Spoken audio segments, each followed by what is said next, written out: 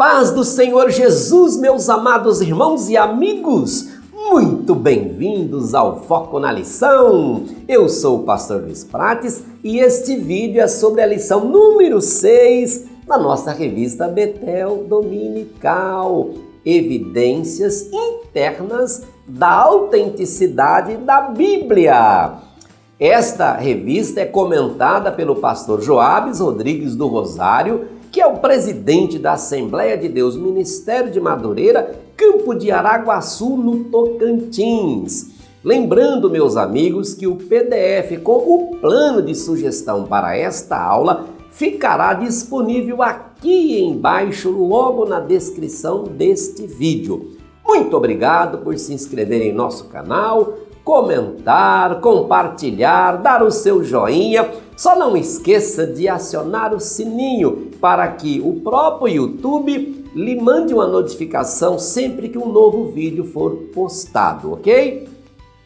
Séculos se vão, mudam-se épocas e costumes, instituições aparecem e desaparecem, civilizações são sucedidas, o tempo passa, mas a palavra de Deus permanece para sempre. E este é o foco da presente lição: mostrar que Jesus autenticou o Antigo Testamento como palavra de Deus, destacar a inspiração divina da Bíblia e estudar a unidade da Bíblia. O texto de referência usada pelo comentarista para desenvolver esta lição está no Evangelho de Lucas, capítulo 24, versículos 44 ao 47. Ponto 1. Jesus e o Antigo Testamento. Para começar este ponto, eu separei esse texto da Palavra de Deus. E aconteceu que num dia de sábado passou pelas searas e os seus discípulos iam arrancando espigas e esfregando-as com as mãos, as comiam. E alguns dos fariseus lhes disseram: por que fazeis o que não é lícito fazer nos sábados? Jesus respondeu-lhes, disse. E aí ele cita um fato, meus irmãos, que aconteceu lá no passado, que está registrado no livro de 1 Samuel, capítulo 21, versículo 3 ao 6. E aí prossegue Jesus: nunca lestes o que fez Davi quando teve fome? Ele e os que com ele estavam? Como entrou na casa de Deus e tomou os pães da proposição e os comeu e deu também aos que estavam com ele, os quais não é lícito comer senão só os sacerdotes? E dizia-lhes: o Filho do Homem é Senhor até do sábado. Lucas 6, 1 a 5. Neste ponto, meus irmãos, o comentarista demonstra que Jesus cita o Antigo Testamento como tendo autoridade divina, que Jesus ratificou a lei e os profetas e que Jesus confirma os relatos históricos do Antigo Testamento. Vamos então entender um por um desses pontos. Autoridade divina. Jesus venceu o diabo citando a palavra de Deus. Mateus 4, 1 a 11. O diabo, foi tentar lá no deserto e ele fez a primeira investida. E na primeira investida, olha o que a Bíblia registra, Mateus 4,3. E disse o diabo: se tu és o Filho de Deus, manda que estas pedras se tornem em pães. Jesus respondeu: está escrito, nem só de pão viverá o homem, mas de toda a palavra que sai da boca de Deus, Mateus 4,4. E ao citar e ao dizer isso, ele estava fazendo uma menção ao Velho Testamento, Deuteronômio 8,3. O diabo então vai para a segunda investida. E na segunda investida, ele muda a estratégia. O colocou sobre um pináculo do templo e disse-lhes: se tu és o Filho de Deus, lança-te daqui abaixo, Mateus 4, 5, 6. Jesus respondeu: também está escrito, não tentarás o Senhor teu Deus, Mateus 4:7. E aí, ao citar esta passagem, ele está fazendo uma menção a Deuteronômio 6,16, ele usando a palavra para vencer o diabo. E o diabo então parte para a terceira e última investida. O que fez o diabo? O diabo mostrou todos os reinos do mundo e a glória e disse assim: tudo isto te darei se prostrado me adorares. Mateus 4:8. Ao que disse Jesus: vai-te, Satanás, porque está escrito: ao Senhor teu Deus adorarás e a ele servirás. Mateus 4:10.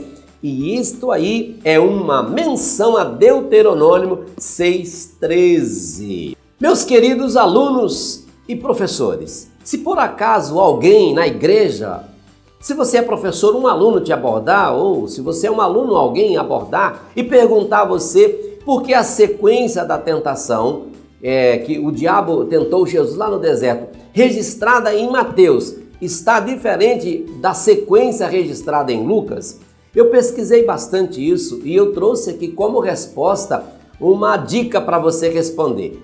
A ordem cronológica bastante provável é a de Mateus, pois Lucas não se preocupou em indicar necessariamente uma ordem sequencial dos eventos.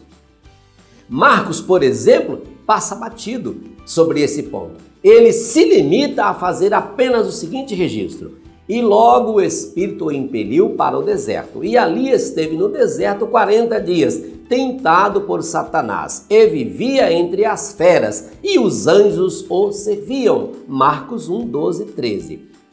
Reafirme, meus irmãos, com segurança que não há nenhuma discordância, portanto, não há nenhuma contradição. Continuando, o nosso comentarista, ainda falando sobre a ratificação da lei dos profetas, eu separei esse texto. Em seu extraordinário Sermão da Montanha, quando trata das beatitudes, que é a felicidade profunda de quem desfruta a presença de Deus, registrada lá em Mateus 5, 17 ao 48, Jesus diz, e aí nós estamos fazendo um link, né? Ouviste o que foi dito aos antigos? Aí ele fala, eu porém vos digo. E Jesus aí, durante esse texto todo, né, no sermão, ele vai dizendo, ele vai dando orientações, ele vai trazendo o seu sermão e ele começa trazendo ali uma menção a Êxodo 20, 7, 13 e 14, que é, não tomar o nome do Senhor Deus em vão, não matarás, não adulterarás. Também na sequência ele fala lá sobre olho por olho, dente por dente, uma menção a Êxodo 21, 24. Aí Deuteronômio 5, 12, 17 a 18, não tomar o nome do Senhor Deus em vão, novamente não matar, não dizer falso testemunho. Aí mais um pouquinho, Deuteronômio 19, 21, aí ele fala sobre vida por vida, olho por olho, dente por dente. Então ele vai fazendo a menção, ouviste o que foi dito, ouviste o que foi, eu porém vos digo. Então você estude, mostra aos alunos a importância de estudar o Sermão da Montanha, todo o sermão, e indo para o passado e vendo o que ele diz. Lá foi dito isso, eu porém vos digo, ok? E aí também ele cita Deuteronômio 23, 23. O que saiu da boca, ou seja, aquilo que a gente falar, a gente tem que guardar e fazer. Ou seja, não falar para os ventos, né? Falar e não cumprir. E também lá no Sermão da Montanha, ainda continuando, ele traz um estudo sobre acerca do divórcio, ele toca nesse ponto, e aí volta para Deuteronômio 24, 1, e também Levítico 19, 12 a 18, onde ele fala não perjurar, não guardar ira, amar o próximo. E ainda continuando no Sermão da Montanha, ele também traz ali referência a Levítico 24, 20, onde fala olho por olho novamente, dente por dente novamente. E concluindo, dentro do estudo que nós estamos no Sermão da Montanha, no capítulo 5, Números 32, onde ele fala não violar os votos feitos ao Senhor. Então Jesus faz um apanhado no seu sermão, sempre citando o que foi dito no passado, trazendo para o presente, eu porém vos digo. Está aí a grande virtude, a grande vantagem de estudarmos essa lição com bastante carinho e bastante profundidade. E confirmando registros históricos do Antigo Testamento, Jesus fez isto ao citar o milagre do profeta Jonas. E ele diz isso em Mateus 12:40, uma menção a Jonas 1:17. E assim a gente fecha o ponto 1. Ponto 2, a inspiração divina da Bíblia. Meus queridos, a palavra inspiração significa soprado por Deus. É o processo mediante o qual as Escrituras, a saber, os escritos sagrados, foram revestidos de autoridade divina no que concerne à doutrina e à prática. Segundo Timóteo 3:16 ao 17. E neste ponto, veremos que a causa e a origem da inspiração é Deus, a linguagem da Bíblia é humana e a inspiração da Bíblia é revestida de autoridade divina. Vamos então? A motivação primária por trás dos escritos inspirados é o desejo de Deus de comunicar-se com o ser humano. Lembra da lição passada? Deus é criador e se relaciona? Olha aí como tem link sempre uma lição com a outra. Deus faz uso da pessoa humana como escritores para transmitir sua vontade ao nível e linguagem dos destinatários da sua mensagem. É claro, para falar com o homem, ele usa homem, né? Não tem como usar um outro tipo de linguagem para se comunicar. Então Deus é o Criador e se relaciona. O fato de a Bíblia ter sido escrita por homens não invalida a autoridade divina e a inspiração atribuídas a ela, ok? As palavras dos profetas são as palavras de Deus, porque homens não poderiam ter escrito o livro da Bíblia. Você poderia perguntar, eu te respondo, homens por si só não poderia ter escrito esse livro, por quê? Porque ela, a palavra de Deus, a Bíblia Sagrada, do Gênesis ao Apocalipse, mostra a insignificância dos homens e tributa toda a glória a Deus. Onde veremos isso? Jó capítulo 14, Jó 17:1, Jó 27, Salmos 50, 21, 22, Salmos 51, 5 e 1 Coríntios 1, 19 e 25, apenas alguns exemplos trazidos pelo nosso comentarista. E assim a gente encerra o ponto 2. Vamos ao ponto 3, a unidade da Bíblia. Meus irmãos, a Bíblia é diferente. Ela é diferente. Embora tenha sido escrita durante um longo período por vários autores e em lugares diferentes, mantém simetria, unidade e revela ser obra de um só intelecto e de um só autor. Diz a palavra de Deus em 2 Timóteo 3,16: toda escritura divinamente inspirada é proveitosa para ensinar, para redarguir, para corrigir, para instruir em justiça.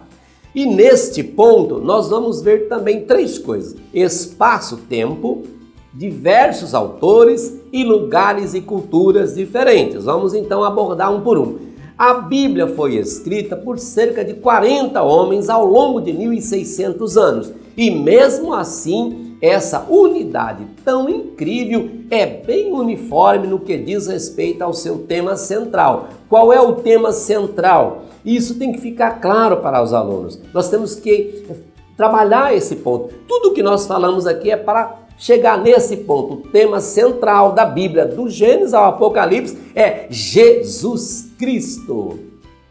A Bíblia, ela cobre centenas de tópicos em literatura, de estilos muito variados. Eles incluem história, poesia, literatura didática, parábola, alegoria, literatura apocalíptica, épica, sem contudo perder a sua unidade. De onde poderia vir tanta sabedoria? Tantos escritores diferentes, em épocas diferentes, culturas diferentes, como cada um deles escreveram os seus escritos e no fim junta tudo no único como? De onde vem isso? E agora a resposta vem logo a seguir. A Bíblia foi escrita por aproximadamente 40 autores diferentes, ok? Que na época em que escreviam, eles não tinham a menor ideia de que eventualmente seus escritos seriam incorporados em um só livro. Entretanto, cada um desses escritos individuais preenche perfeitamente o seu lugar e serve de um único propósito: revelar o plano da salvação. Concluindo, meus amigos, a Bíblia Sagrada garante e dá provas de ser o único livro inspirado por Deus. Sendo assim, a palavra é a própria palavra de Deus. Cada escritor registrou no seu próprio estilo e linguagem exatamente a mensagem que Deus queria que fosse transmitida à humanidade. Então Deus inspirou, Deus usou e tudo foi compilado e hoje nós temos a santa e gloriosa palavra de Deus com o objetivo de apresentar para mim e para você o glorioso plano da salvação. Chegamos ao final desta maravilhosa oportunidade, desse momento tão glorioso. Na próxima semana estudaremos a 7ª lição da nossa revista Betel Dominical, a Bíblia e o Testemunho da Ciência. Deus te abençoe, uma excelente aula, uma excelente semana, um excelente mês, tudo de excelente para você e até o próximo Foco na Lição. Querendo Deus, aqui estaremos de novo. Deus te abençoe.